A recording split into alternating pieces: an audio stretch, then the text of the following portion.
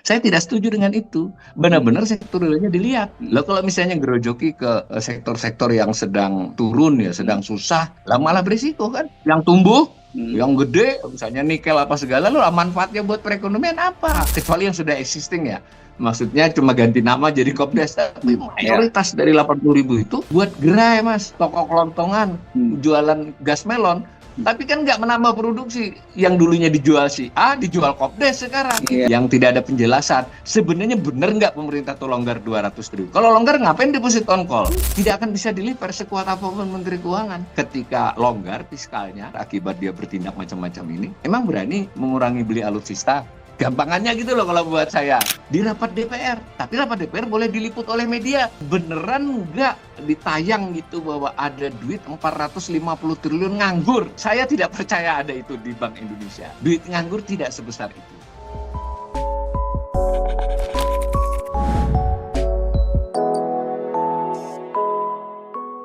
Anda melihat ini banyak orang yang bilang ini nekat atau putus asa sebenarnya yang dilakukan oleh Pak Purbaya dan pemerintahnya Prabowo ini bagaimana? Tapi kita pahami dulu ya apa sesungguhnya yang dilakukan ya, karena banyak orang nggak paham sebenarnya apa sih itu silpa, apa itu SAL dan sebagainya, dan apa dampaknya terhadap APBN kita kalau kemudian digelontorkan. Dan orang juga melihat bahwa sekarang persoalannya bukan suplainya yang nggak ada, tapi demand-nya yang nggak ada. Nama yang benar ini. Nah, ya, ini dari sisi positifnya ya, bahwa Ya. wacana diskusi seperti ini saya kira bagus. Artinya makin banyak orang yang perhatian. Jadi biarpun dia bukan ekonom, bukan ahli ekonomi, bukan pengusaha besar, kita rakyat kan semua berhak tahu bagaimana ekonomi, lebih khusus lagi keuangan negara ini dikelola. Itu positifnya.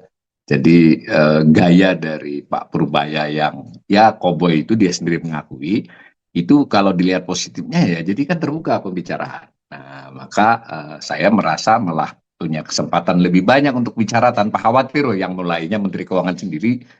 Nah, pertama dulu yang jadi berita adalah dia mau memindahkan. Nah, ini penting ya para pemirsa. Jadi itu sebetulnya pemindahan rekening, bukan penambahan dana lain ya. Jadi kalau dana ditambahkan dari sebelumnya nggak ada, dimasukkan ya di APBN atau di bank itu nggak ada namanya. Ini mindah. Jadi pemerintah itu punya uang di Bank Indonesia. Nanti jumlahnya kita bicarakan ya. Nah yang menurut Purbaya, karena itu juga langsung loh dia sehari setelahnya, artinya kan mungkin belum sempat koordinasi secara rinci terhadap jajaran teknisnya.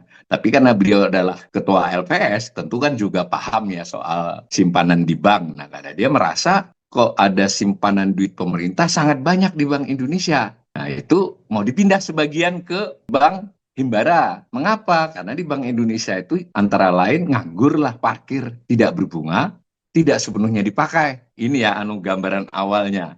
Nah, nilainya tidak main-main menurut pernyataan dia 450 triliun. Nanti saya perlihatkan bahwa ya presisinya berapa, 450. Maka dipindahlah 200 nih ke bank. Karena kalau di Bank Indonesia kan Bank Indonesia nggak boleh melayani masyarakat, nggak boleh. Dia hanya melayani bank, nggak bisa. Dia banknya bank. Dia bisa memberi kredit ke bank, tapi tidak bisa langsung. Dan dalam konteks memberi kredit ke bank pun dalam tanda petik, itu aturannya lebih kaku ya. Kebijakan moneter itu kan ada instrumennya. Kalau bank, asal ada proyek yang oke, proposal oke, mitigasi oke, kan bisa dikucurkan. Itu dari sisi ini positif semua kan. Daripada duit nganggur di Bank Indonesia dipindah sebagian ke perbankan, Bank Himbara dalam hal ini, Bank Himbara menjadi bisa menyalurkannya ke dalam bentuk kredit. Itu jalan pikirannya Pak Menku ini. Telisik temunya telisik ya, orang seperti saya kan sebagai pengamat fiskal menelisik, oh yang dimaksud ini adalah memindah dana yang disebut sebagai saldo anggaran lebih. Dahulu kita pernah bicara mungkin setahun yang lalu di sini, saldo anggaran lebih. Jadi akun pemerintah di Bank Indonesia yang sebenarnya merupakan saldo anggaran lebih.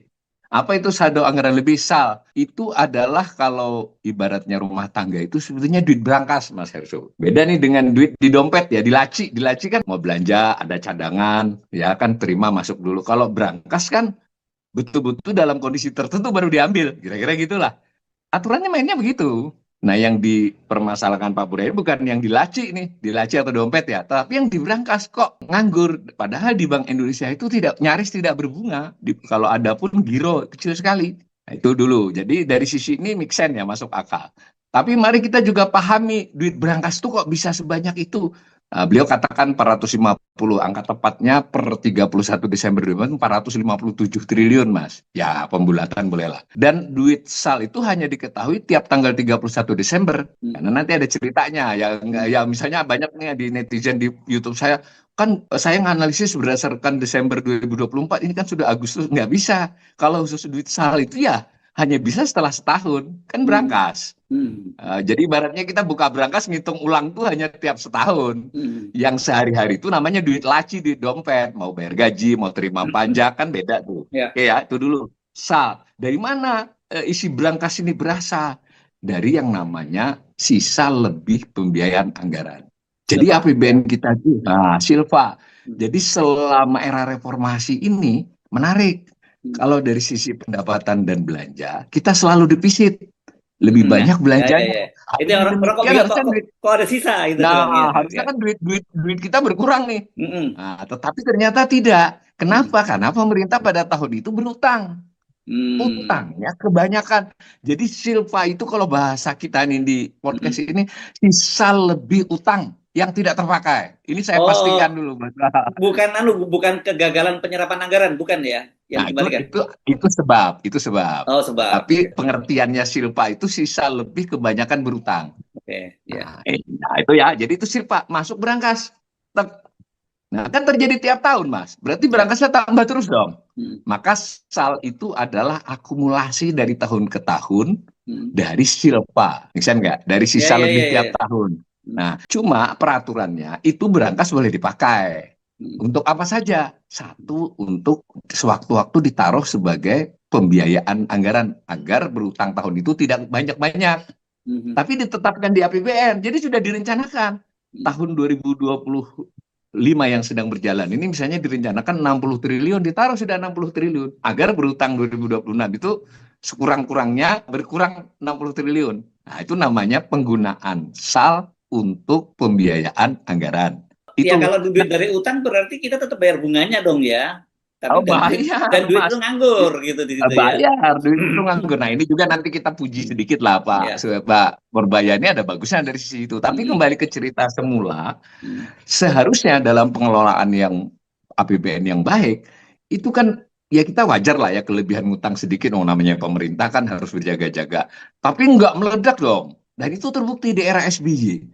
Tiap tahun itu sisa lebih anggaran itu tidak besar. Bahkan kalau pada tahun misalnya tahun 2008 gitu ya, kebanyakan silpanya di 2009-nya dianggarkan untuk dipakai supaya berangkas nggak besar, nggak penuh-penuh amat. Silpanya di masa SBY itu tidak pernah besar.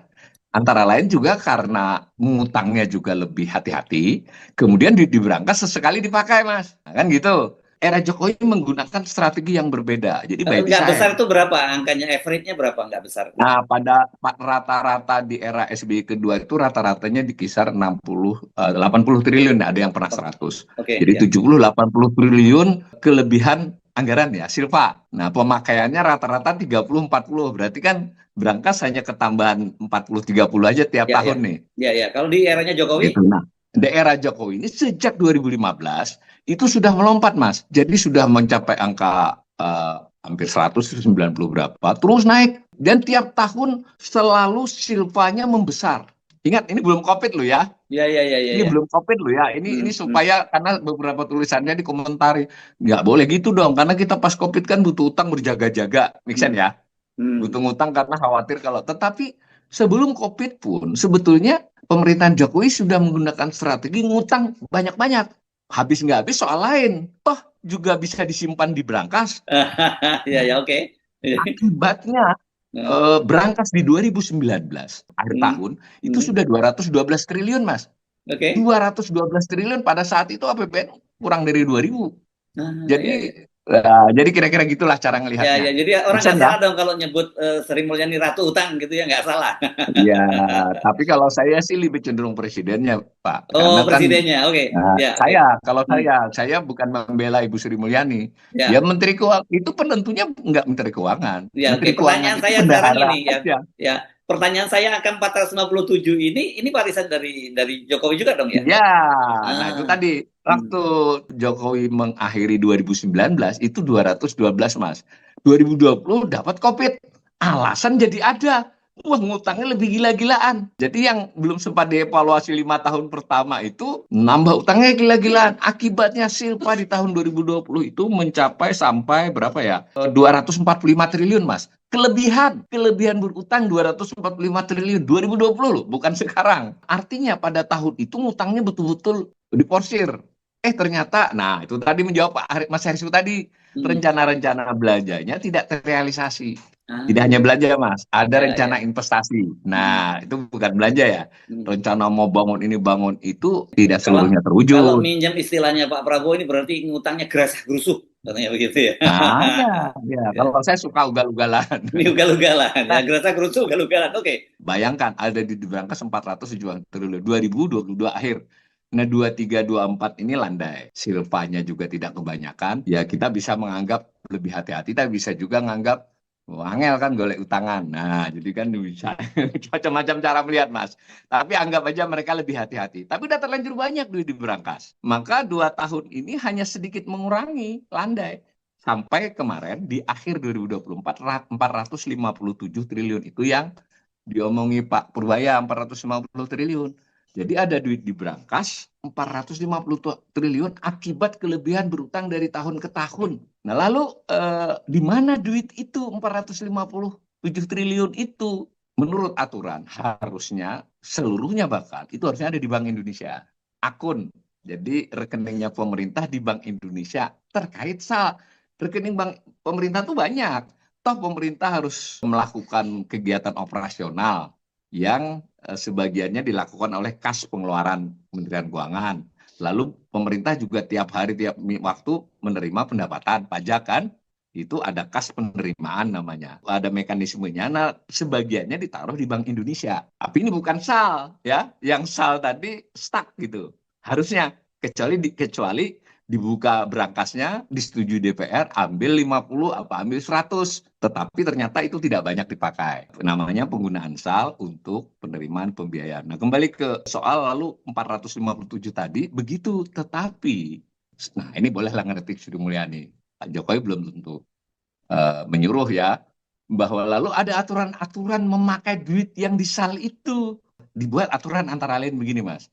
Ya itu bisa dipakai untuk kas temporer. Kas temporer itu maksudnya tidak melewati tahun anggaran. Ini kan di berangkas, oh ini gajian pegawai kurang dikit karena pendapatan pajak ada time kan, ada apa senjang waktu.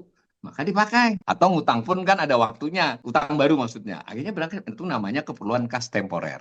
Dibolehkan menurut peraturan Menteri Keuangan. Asal tidak melewati 31 Desember. Karena di berangkas itu harus tidak boleh dipakai Itu kalau tidak kapan disetujui DPR. aturan itu dibuat oleh Sri Mulyani? Peraturan Menteri Keuangan yang boleh makai itu terakhir 2019. Oke, lanjut. Nah, Ya, tapi nanti disempurnakan terus, Mas. Setiap tahun, tiap beberapa tahun. 2019 yang terakhir.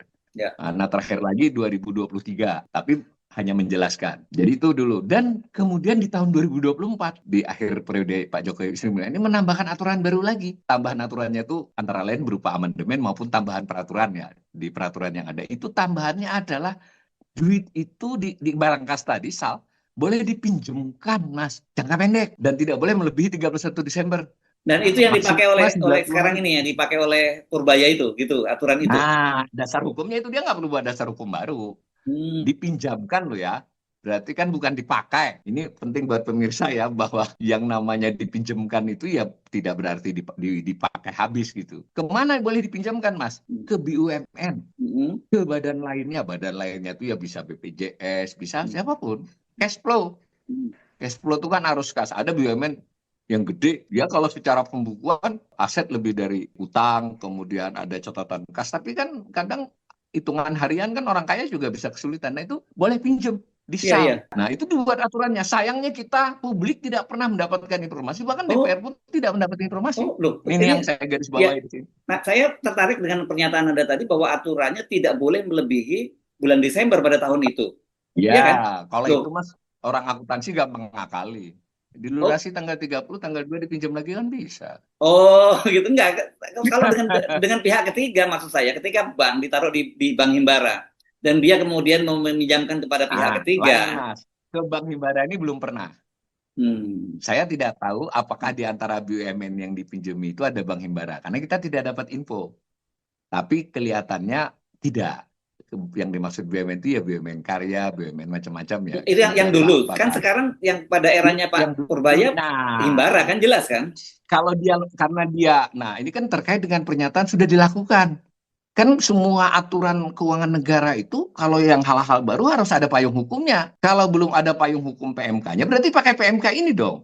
Nah, boleh berarti. Karena Iya, itu si pertanyaan Bank saya Himbara itu itu tadi. BUMN, makanya Ya, dia nggak bisa ke swasta, karena nggak di aturannya itu nggak ada swasta. ya, tapi kan persoalan gini, kalau sekarang baru digelontorkan, ini bulan September, dan aturan masih belum ada payung hukum yang baru. Hanya Iya. bank itu tadi, kemudian untuk pembiayaan dalam waktu 3 bulan kan Ya, artinya. Itu kan, menurut aturannya maksimal 3 bulan, masih 90 hari. lah ya itu, makanya itu. Ya, Itu bisnis seperti ya, apa gitu yang bisa seperti itu. silakan pemirsa sikapi ya. Jadi satu hal adalah bahwa yang dimaksud oleh Menteri memindah itu adalah memindah yang sebelumnya ada di rekening Bank Indonesia ke rekening perbankan. Jadi tidak merubah isi brankas. Kemudian berdasarkan aturan hukum yang ada sementara ini, kecuali yang dibuat baru, itu hanya boleh dipinjamkan. Ya mau disebut ditempatkan juga nggak soal. Tapi dipinjamkan sebenarnya kan. Kalau kata Purbaya ya kayak deposito biasa. Nah, tapi menurut PMK itu ada aturan mainnya, Mas. Si bank itu harus menjaminkan SBN yang dia punyai. Oh, Nah, kalau BUMN begitu, ini misalnya sebutlah Pertamina kesulitan cash flow 1 bulan. hmm, Cash flow pinjam hmm, dia memaksa ke pemerintah pusat, hmm, si Pertamina harus menjaminkan surat berharganya. Tapi ya, tidak ya. harus SBN ya, bisa surat obligasi.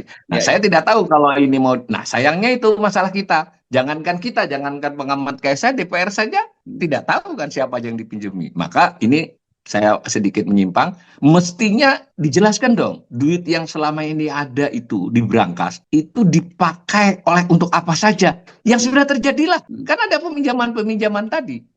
Berarti kan sebetulnya di brankas itu nggak benar-benar ada duit 457, Mas. Ini, Ya. ini diskusi yang lain nih. Nggak Hmm, benar-benar ada segitu, ada pemakaian kok, hmm, pemakaian temporer. hmm, Nah, dan tadi ketika Purbaya juga mengatakan akan menaruh di bank dengan bentuk deposit on call, ya kita sepadankan dengan memberi pinjaman kan, ya, dan maksimal sewaktu-waktu bisa 90 ditarik hari, lagi tapi kalau on call nah itu artinya. sudah ya 90 hari dan tidak boleh melewati tahun anggaran. Ya. Itu dulu duduk soalnya. Nah, maka semua dampak positif yang diharapkan dari narasi yang diberikan Hmm, itu, tadi Mas Hersu saja yang bukan ekonom dan nangkap. Loh kalau duit segitu disalurkan bagaimana? Ke hmm. sektor real apa? Kan begitu. Ya, ya, ya, ya, itu kan pikirnya kan begitu, waktu dengan waktu yang sangat pendek.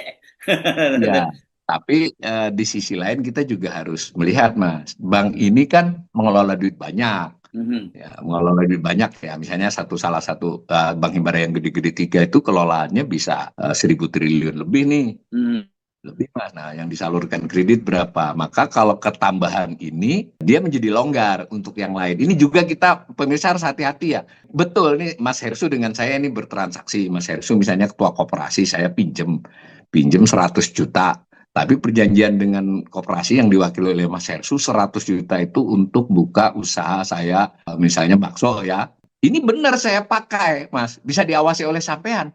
Tapi ingat, dengan adanya duit itu, yang rencana saya mau duit saya yang sebenarnya untuk bakso bisa saya pindah ke lain kan? Misalnya enggak, saya punya duit 1.000, kedambahan 1.200, oke 200 diawasi, tapi yang 1.000 saya jadi longgar 200-nya kan?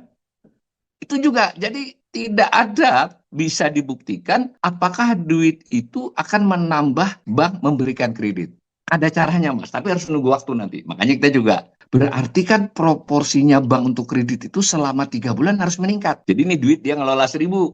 Kalau selama ini dikreditkan 65%, jangan LDR ya. LDR itu Mas, duit masyarakat dibandingkan dengan yang kreditkan. Ini yang duit dia, mau duit dia sendiri, mau duit masyarakat, itu 60-an% Mas. 65 lah sebut. Kalau ternyata setelah ditambah 200 masih 65 juga, berarti dia geser dong. hmm. Oke, yang 200 dipakai kredit, tapi yang sebelumnya untuk kredit, dialokasikan dia ke SBN. Nggak, Terus sama aja. iki pinjol kan nenggo akal-akalan tok gitu. Iya, Sama dengan sama, yang saya sama aja saya tuh. bilang tadi, Ya, tidak boleh melewati 31 Desember. Lah saya lunasi nih. ya, ya, ya, Tanggal 30, tanggal 2 ya, saya pinjam lagi. Iya, iya, Namanya iya. sebrakan Mas itu. Nggak, Iya, iya, iya, iya. artinya ini Ah. artinya di luar ini semua. Hmm, Narasi ini menurut saya jelas berlebihan. Maka hmm. kita harus ngelihat benar nggak perbankan itu dengan adanya khusus Bank Himbara ya, dengan kesuntikan ini porsi kreditnya meningkat. Itu Itu dia. kan?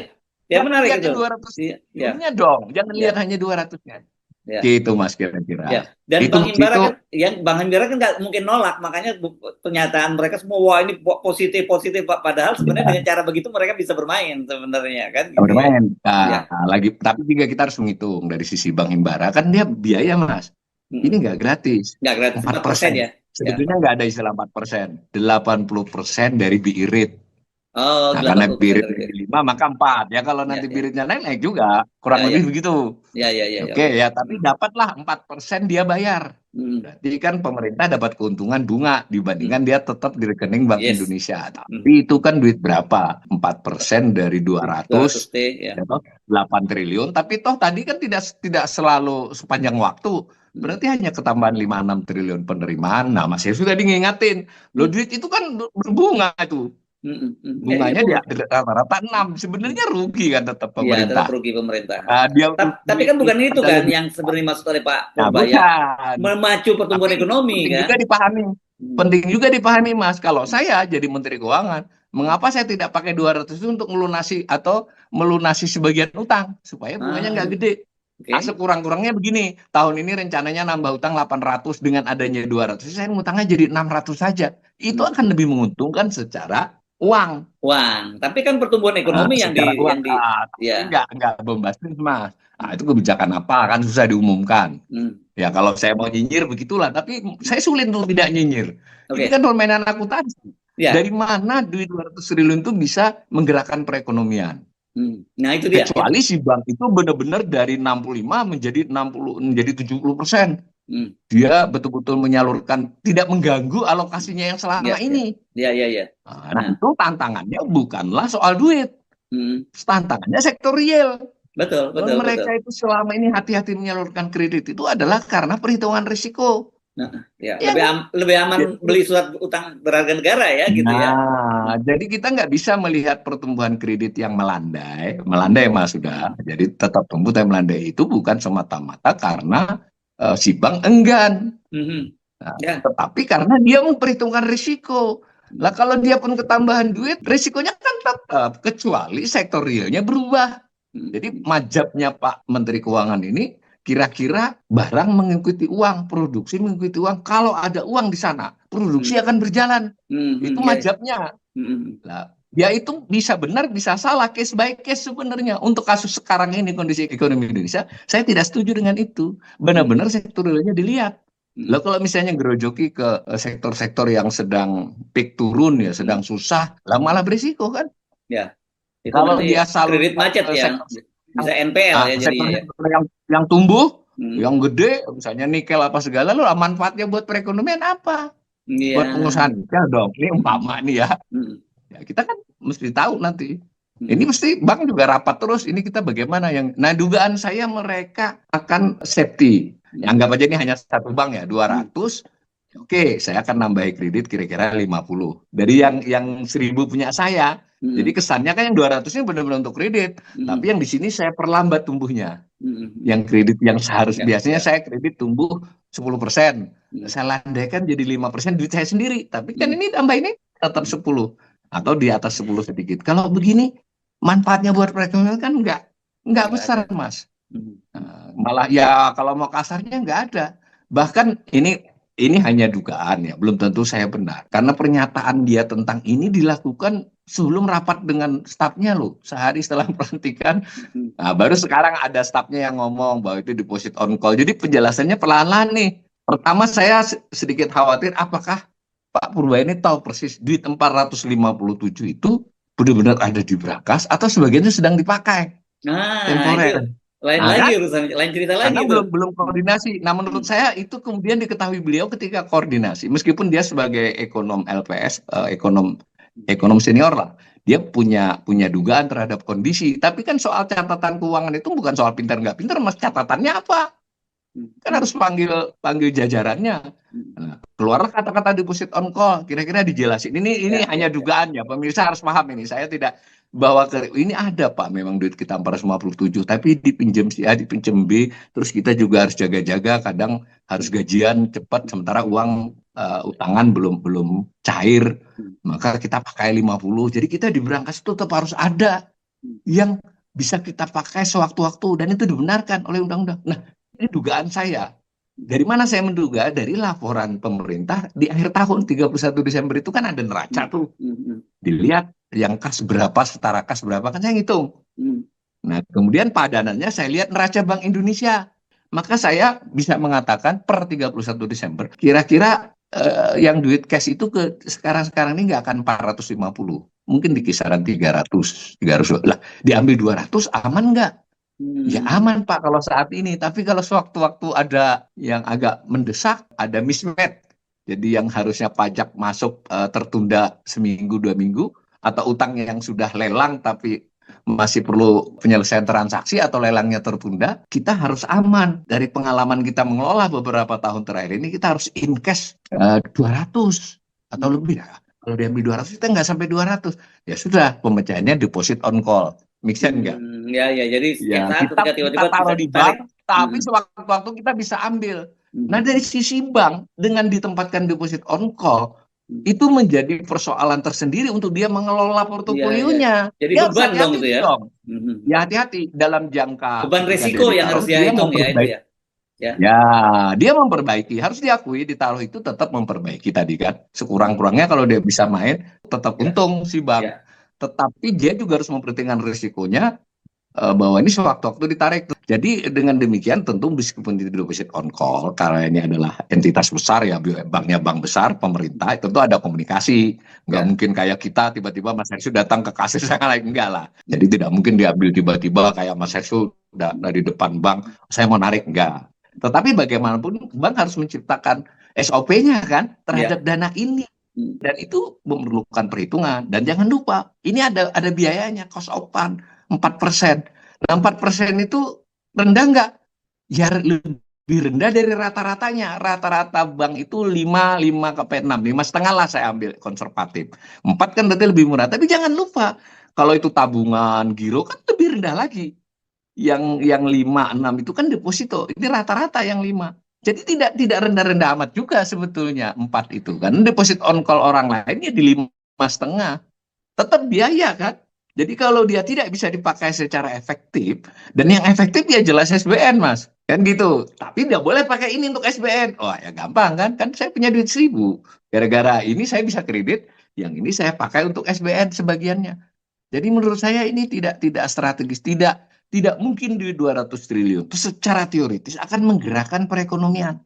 Apalagi kalau kemudian diwajibkan ke Kopdes Merah Putih. Sudah ada tuh 16 triliunnya kan, atau nanti perumahan rakyat. Ini jujur saja ya, sekarang ini yang jadi pertanyaan banyak orang kan ya. Kalau tadi clear Anda menjelaskan soal itu. Saya sendiri posisi saya nggak mau nyinyir, saya open mind begitu ya. Saya Ya, ingin tentu ya betul. saja apa yang dilakukan oleh Pak Purbaya ini sukses. Tapi saya jujur saya juga membaca-baca banyak hal. Itu komentar-komentar dari para ekonom yang justru bertanya-tanya soal ini.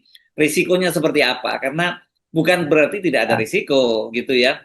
Dan kemudian ya, kan sederhana Pak Purbaya itu kalau buat orang awam gampang dipahami. Dulu mesinnya satu mati, sekarang mesinnya dua ya, dihidupkan gitu. Yang dia ya. dihidupkan itu justru sektor yang lebih besar, sektor masyarakat. Make sense buat saya. Tapi kenapa kok banyak Hmm, banyak Pak ekonom yang ya. yang khawatir, terutama kesiapan dari sisi bank dan juga dari sisi tentu saja supply and demand-nya tadi. Iya, betul. Betul sekali, Mas. Jadi sebetulnya netizen, karena memang kita harus berterima kasih Ya, juga ini menimbulkan diskusi ya. ya, ya. Sebagian dari pandangan netizen itu menurut saya pas. Tapi ingat, ekonomi itu kan begini. Kebijakan ekonomi itu pasti ada plus minusnya. Yes. Kemudian hadap kemungkinan yang terjadi namanya juga prediksi, proyeksi. Orang bisa berbeda. Yang satu majab saja bisa berbeda. Hmm. Apalagi yang dari awal cara pandangnya, paradigmanya beda kan. Nah, maka misal dari cerita ini tadi bahwa ini duit 200 triliun di Bank Indonesia yang parkir Hmm. dibawa ke perbankan, perbankan Ya. akan Hmm. menyalurkan ke sektor real, Hmm. berarti kan dia menjadi pertumbuhan ekonomi, atau bahasa sederhananya produksi bisa bergulir karena ada biaya Ya. baru kan, darah Hmm. baru lah Ya, Nah, ya, ya. maka di situ tadi sudah saya jelaskan sumber duit 200 triliun. Itu sebetulnya juga tidak seenteng yang dijelaskan. Kira-kira gitu kan? Ya. Ini perlu ada komplikasi. Nah, sekarang Hmm. dari yang sisi sebelahnya, kalau kemudian Bank Himbara menerima duit 200 triliun, anggap aja ini hanya satu bank ya, sebenarnya kan beberapa. Itu tadi sudah saya katakan, dia harus buat SOP. Tidak mungkin menurut saya dia full 200. Secara duit full 200, tapi dia mengurangi porsi yang sebelumnya kan. Ya, ya, ya. Sehingga tidak masuk akal ya. Hmm. Dari yang 1.000 dia ini berarti cukup 9,5 atau Hmm. 900, berarti kan saya 100 numpangi ini sebenarnya. Hmm. Tapi umpama juga bank ini ternyata disiplin, ini nggak dikurangi ya, Hmm. ini aja langsung dimasukin. Hmm. Persoalannya adalah apakah penyakit perekonomian kita, tanda petik bukan apa, sekurang-kurangnya kondisi yang tidak bagus selama setahun terakhir ini adalah karena kekurangan darah, kekurangan Ah, likuiditas. itu dia Nah, pertanyaan kan yang itu penting ya. kuncinya. Ya, ya. Apakah karena sebetulnya bukan karena itu, tapi misalnya kurangnya permintaan domestik dalam negeri karena daya beli rendah, Hmm. atau ekspor kita dalam banyak hal kalah bersaing. Walaupun tumbuh, tidak bisa tumbuh pesat karena ada pesaing-pesaing negara lain yang juga sedang mengalami kemajuan ya.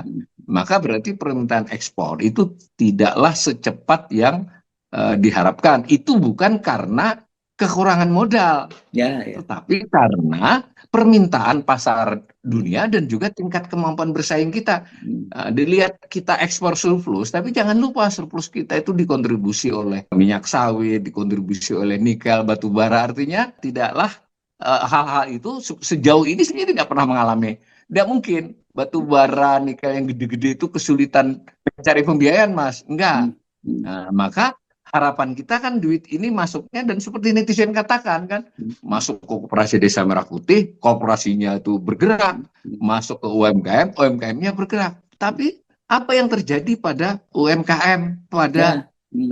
Koperasi Desa Merah Putih? Koperasi Desa Merah Putih jelas-jelas masih dalam tahap pembentukan dan konsolidasi. Kalaupun dia punya usaha, kecuali yang sudah existing ya, maksudnya cuma ganti nama jadi Kopdes, tapi Ya. mayoritas dari 80.000 itu buat gerai, Mas, buat toko kelontongan. Ya betul, menguntungkan jualan gas melon, tapi kan nggak menambah produksi. Yang dulunya dijual si A, dijual Kopdes sekarang. Itu Ya, secara ya. makroekonomi tidak menambah. Kelontongan dulu, mohon maaf, misalnya diberi di Amart, Bimart, pindah ke Kopdes. Penduduk desa dapat sedikit lebih murah atau sekurang-kurangnya bisa ngutang, misal. Itu kan dari sisi makroekonomi tidak menambah produksi, Mas, tidak banyak. Nah, artinya ini nggak ada, belum lagi PHK. Kalau Ya, PHK ya, kan ya. sudah jelas. Ya, ya, Nah, ya. semacam itu. Maka Ya. kucuran kredit kepada ini itu mungkin sedikit memperbaiki. Saya juga harus fair ya. Karena beberapa usaha itu memang terjebak cash flow dengan dia bisa minta kredit ke bank, ya sedikit bergerak. Tapi kan tidak cukup untuk dia menjadi pulih karena permasalahan dia di permintaan barang Ya. dia, baik Ya, ya. domestik maupun luar negeri. Itu problemnya. Nah, problem lain di bank. Secara praktek perbankan memberi kredit, memaksa perbankan memberi kredit dengan biaya murah pada situasinya itu lagi kurang baik, itu membuat bank terpaksa melakukan penyesuaian-penyesuaian yang pada akhirnya secara total urusan kredit itu tidak bagus-bagus amat. Jadi dari sisi itu, nah sekarang apa risikonya kalau itu tetap dijalankan? Keuntungannya kelihatan tadi. Saya tidak ingin menutup mata bahwa satu keuntungannya tadi dari sisi pemerintah akan dapat sedikit tambahan penerimaan bunga. Oke ya.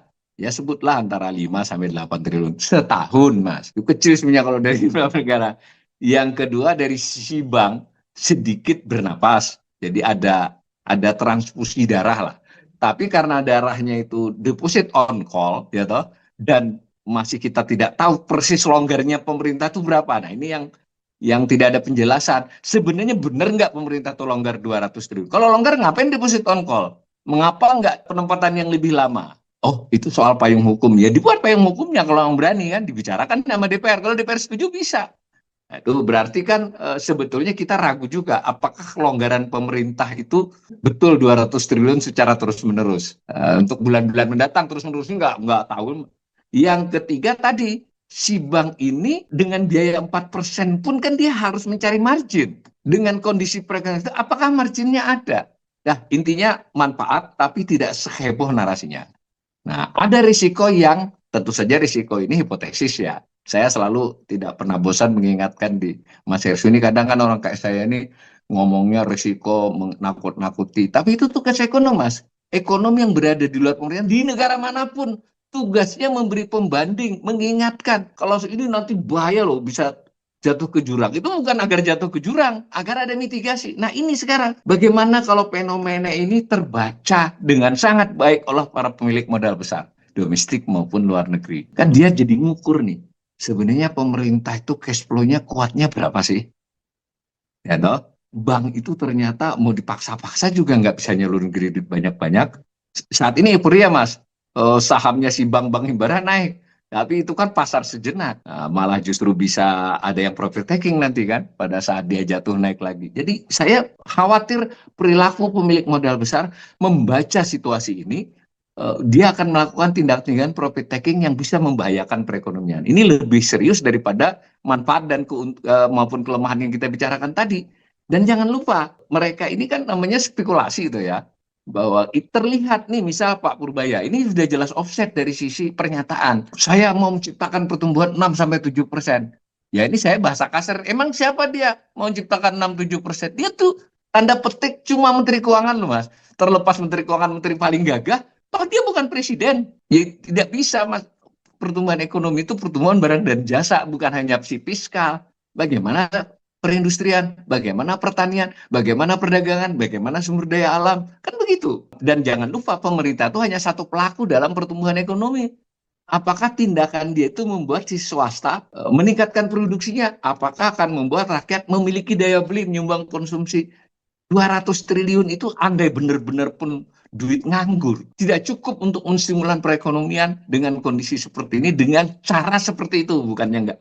Mungkin kalau 200 dibagi-bagi ke masyarakat bawah berupa bansos, mungkin lebih manfaat. Kalau itu pertumbuhan ekonomi. Tapi saya tadi punya opsi lain, nanti saya jelaskan opsi saya. Ini untuk melihat bahwa risikonya di mana. Dengan makin terbuka, ya plusnya ya, Pak Purbaya terbuka menyampaikan sesuatu, tapi dia offset. Dia siapa? Kok dia memastikan? Itu harus urusannya Pak Prabowo mau 8%. Nah, itu pun harus di-deliver kepada berbagai pembantunya. Yang kedua dia ngomong selama ini kebijakan moneter dan fiskal salah. Mas, silakan dicari di googling.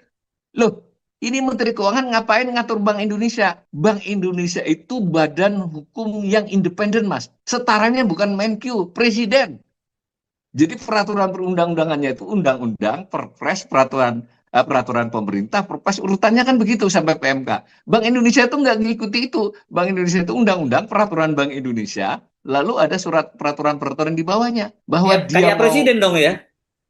Iya kayak jadi ini itu di sisi itu ya. Terlepas Hmm. ini ucapan koboi ya. Hmm. Tetapi kan atas dasar apa kira-kira keberanian itu tidak akan bisa deliver sekuat apapun Menteri Keuangan. Ini contoh sederhana aja. Ketika longgar fiskalnya, melonggar akibat dia bertindak macam-macam ini, emang berani mengurangi beli alutsista? Gampangannya gitu loh kalau buat saya. Ya enggak begitu. Artinya ini adalah kebijakan pemerintah, nggak bisa hanya Menteri Keuangan. Nah, tadi yang moneter, ini duit kan dipindah. Bank Indonesia tuh entitas loh, Mas. Kalau dia dipindah, dia berkurang dong duit cashnya 200 triliun. Apa yang terjadi pada Bank Indonesia? Harus dipikirin juga. Oh, dia kan bank sentral cuma diambil segitu. Nanti dulu. Bank sentral tuh punya cara untuk menatap portofolionya, Mas. Dia kan harus membalanskan itu antara aset dengan kewajibannya, lalu juga penghasilannya, pengeluarannya. Nah, sebenarnya duit pemerintah itu nggak hanya SAL. Tadi ada duit day per day pemerintah yang juga untuk keperluan cash flow ada juga. Tapi jangan lupa Bank Indonesia juga punya tagihan, Mas. Jadi pemerintah itu juga punya utang jangka pendek, ini nggak bisa dikatakan begitu. 60 triliun, Mas, 59 triliun per Desember. Jadi berarti kan harus di offset dulu nih bahwa yang tadi 407 duit gue juga ada di situ. Nah, gitu loh. Tapi ini duit cash flow. Dan yang lebih penting, nah ini yang paling penting. Bank Indonesia ini selama ini sudah memberi utang pemerintah sangat besar, paling besar dari semua pemberi utang. Jadi pemberi utang terbesar kepada pemerintah itu bukan asing, bukan bank-bank, apalagi ibu-ibu yang beli retail. Yang paling besar itu adalah Bank Indonesia. Yang bisa dia perjualbelikan sekitar 1.650 triliun, tambah lain-lain, dia pegang kurang lebih 2.000 triliun, Mas, punyanya pemerintah. Nah, dia, kalau ya tanda petik nih, kalau nanti ego sektoral muncul, lo narik duit 200, gue jual aja nih. Gue nggak pegang lagi 200 juga. umpama nih 200, jadi yang surat berhargaku 200 triliun ya aku lepas saja, aku kan butuh cash flow. Apa yang terjadi? Jadi kayak mengeliminasi kan? Mungkin tidak langsung seketika ini, tapi terbaca nih oleh para pemilik modal. Ini tidak ada koordinasi yang oke antara Menteri Keuangan dengan Bank Indonesia. Maka marilah kita berjaga-jaga. Kalau berjaga-jaga itu artinya untuk keselamatan. Kalau berjaga-jaganya untuk menerkam, kita akan main di fluktuasi palas, di fluktuasi harga SBN. Karena ada potensi Bank Indonesia, kan kemarin gue ada janji sama Ibu Sri Mulyani mau beli 200 triliun SBN. Nah, karena ini menterinya baru, ya kan, dan dia mau narik di 200 triliun, nggak jadi aja aku beli 200 triliun, make sense nggak? Itu komplikasi yang bisa muncul. Tentu di sini Presiden bisa ya ikut campur. Ada forumnya juga, forum KSSK, Forum Stabilitas Sistem Keuangan. Mesti akan terjadi titik temu ya. Artinya tidak akan mengurangi dampak besar yang diinginkan tadi. Maka saya singkat cerita, menurut saya gebrakan Pak Purbaya ini bukan, ya tidak terlalu hebat lah. Ini kebijakan biasa saja yang mungkin sedikit menguntungkan tapi juga bisa merugikan, dan kalau salah-salah kelola komunikasi publiknya akan membangunkan para macan-macan dan singa-singa yang siap menerkam mengambil keuntungan dari volatilitas sektor keuangan di Indonesia gitu, Mas. Oke. Jadi Wah, intinya saya tidak setuju. Saya sangat tidak setuju dengan kebijakan ini kalau yang mau ditanyai ya. Mas Sersu.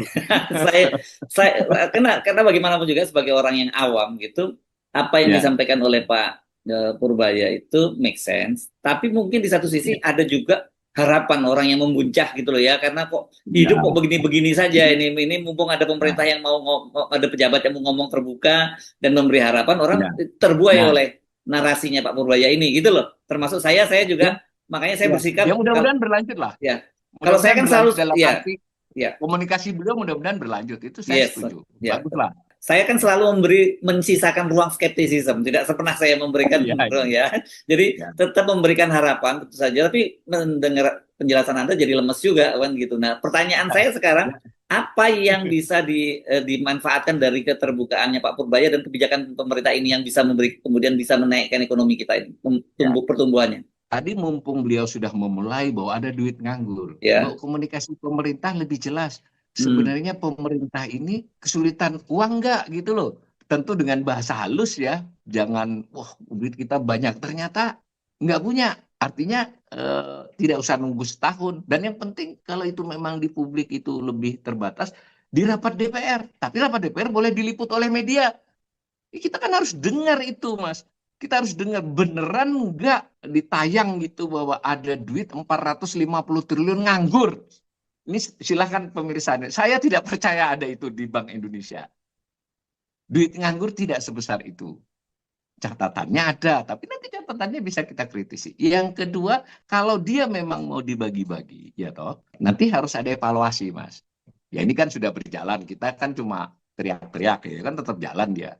Kalau setelah berjalan 3 bulan, 90 hari, ada nggak pengaruhnya terhadap bank-bank yang dikasih itu peningkatan Ah, kreditnya? Jangan yes. si yang dikasihnya, ini dikasih 200, 50, ada yang 100. Jangan itunya saja, totalinya itu ada nggak? Kalau nggak kan ya tadi saya ceritakan. Oke, yang 200-nya saya pakai untuk kredit. Tapi toh dengan ada duit itu saya yang duit lainnya bisa saya geser sedikit dong. Hmm. Kan itu perlu angka Ya, ya, presentasi, angka ya. analisis. Ungkapkan ke DPR, ungkapkan kita ke publik. Nah yang ketiga tadi, apakah omongan Pak Menteri Keuangan ini disambut oleh sektor-sektor lain, kementerian sektoral gitu loh. Badan Pangan Nasional, Kementerian Pertanian, Bulog, bahkan toh bersuara juga lah untuk mengikuti dirijen ini. Kalau memang ini dianggap dirijen untuk kebijakan yang lebih mendorong. Saya bisa memahami ya, netizen ini menteri sebelumnya ributnya soal pajak aja mau nariki. Kan gitu. Tiba-tiba menteri baru mau ngasih. Tapi kita perlu ingat semua loh ya, duit yang dikasih itu duit utangan. Jadi ya Ah, lumayan lah ya. ya, ya, ya, Dan tapi yang ya. penting, apakah duit segitu akan membuat di depan ibu bapak saudara-saudara tidak ditariki lebih banyak lagi? Kan itu juga Ya, kita ya, belum dengar ya, kebijakan ya. beliau tentang pajak seperti apa, Hmm. kebijakan belanjanya seperti apa, Mas? Kalau kebijakan belanjanya terus terang saja lebih masih kepada program-program prioritas yang belum memenuhi syarat kajian teknokratis. Ya, MBG itu secara cerita oke, tapi kajian teknokratisnya belum mendukung. Nah, Kejadian-kejadian di lapangannya bermasalah ya, gitu ya, loh. ya. Dan itu Begitu sudah juga mulai disinggung alutsista. kan? Sudah mulai disinggung dikit Nah, oleh Pak Purbaya kemarin, katanya kalau nah serapannya kalau agak bagus, ya saya mau kalau suruh duduk begitu tiap kan, bulan gitu. kalau begitu kita dengar Hmm, apakah BGN ini, dan yang lebih penting disinilah kesempatan DPR berperan lebih baik, ya enggak? Kan panggil yes. semua Hmm, mereka, ya, suruh ya. ngomong. Kalau saya nih, mudah-mudahan Hmm, saya nggak menggurui ya, kan hmm, DPR bisa pinjam tangan publik, ya. sidang terbuka, diliput Hmm, wartawan. Nah, hmm, kita bisa ulas kan, bisa hmm, begitu. Mungkin hmm, anggota DPR nggak usah kenceng, cuma nanya aja. hmm. Nanya Ya, dengan yang minta penjelasan itu umpama. Bisa ya, jadi Pak Purbaya ini tanda petik membuka kotak Pandora ya. Jadi semua ya, ya, dibuka. ya, Tentu tidak ya. negatif ya, tidak harus negatif. Hmm, Kita juga masih menyisakan ruang kalau begini nanti semua pihak jadi didengar. ya, ya, ya. Itu kalau dari sisi itu ya. Tapi kalau saya sebagai pengamat fiskal belum ada melihat kebijakan yang sedang sejauh ini dinyatakan Hmm, itu akan menguntungkan perekonomian. Itu tipis banget lah. Jadi ya, antara manfaat dengan risiko itu imbang-imbang saja. ya. Ya terserah kalau beliau menjalankan itu. Kita lihat 3 bulan. Saya setuju aja dengan Bapak jangan banyak ngomong, lihat. Ya saya juga akan lihat. Tapi kan saya ekonom. Kalau nggak ngomong kerjaan saya apa? Tanda petik ya. Bukan kerjaan dalam arti duit. Ini kan Iya, kewajiban moral. yes, Ya kalau oke. ada orang bepergian gitu, saya bilang hati-hati ya, di sana ada ini ada. Bukan saya cegah dia pergi, Hmm, tapi dia kan memberitahu di situ ada ya, harimau, sebelah sana ada jurang kan. ya, Itu yang kita mau ya, sebagai ekonom. ya, ya. Jadi mari kita lihat 3 bulan benarkah Hmm, bank tersebut setelah dikucuri 90 hari mengalami perubahan kinerja. Itu yang ya, lebih penting, jangan ya, duit ya, ya, 200-nya saja. ya. Dan Oke, yang penting baik. lagi Ya. perekonomiannya bagaimana? Kan Hmm, begitu. Adakah hmm, gerak di perekonomiannya? ya. Baik, Tuh. Prof. Awalil, tapi begini, dari posisi sebagai rakyat Indonesia, saya berharap peringatan Anda Ya. kali ini salah, gitu ya. Ya, ya. Sama Mas, saya kan dari dulu juga bilang, saya itu kalau meramal yang buruk-buruk berharap salah. Ya, Tapi kayaknya Mas Ersa harus mengakui perbincangan kita 1-2 tahun yang lalu pelan-pelan kan jadi nah berubah. itu dia. Saya Saya agak ingin ngeri sekali juga ini, saya. saya Ya, ingin sekali ini kita berharap kita Anda salah. salah ya. Mudah-mudahan Oke. Purbaya ini, saya setuju Mas, biar saya tutup juga. Pak Purbaya ini membawa angin segar, membawa perbaikan dibandingkan Menteri Keuangan sebelumnya. Saya juga setuju. Harapan kita tetap itu. Yes, oke. Baik, terima kasih. Mudah-mudahan itu karena rasanya kita bicara dalam situasi keputusasaan. Jadi ketika Ya, ada harapan, kemudian kita ya, kalau tiba-tiba dihempaskan lagi itu, terus mau ya, jadi apa lagi nih bangsa? Harapan apa lagi bangsa ini? ya, ya. Oke, Apa? ya sampai ketemu lagi, Prof. Awalil. Assalamualaikum warahmatullahi wabarakatuh. Waalaikumsalam warahmatullahi wabarakatuh.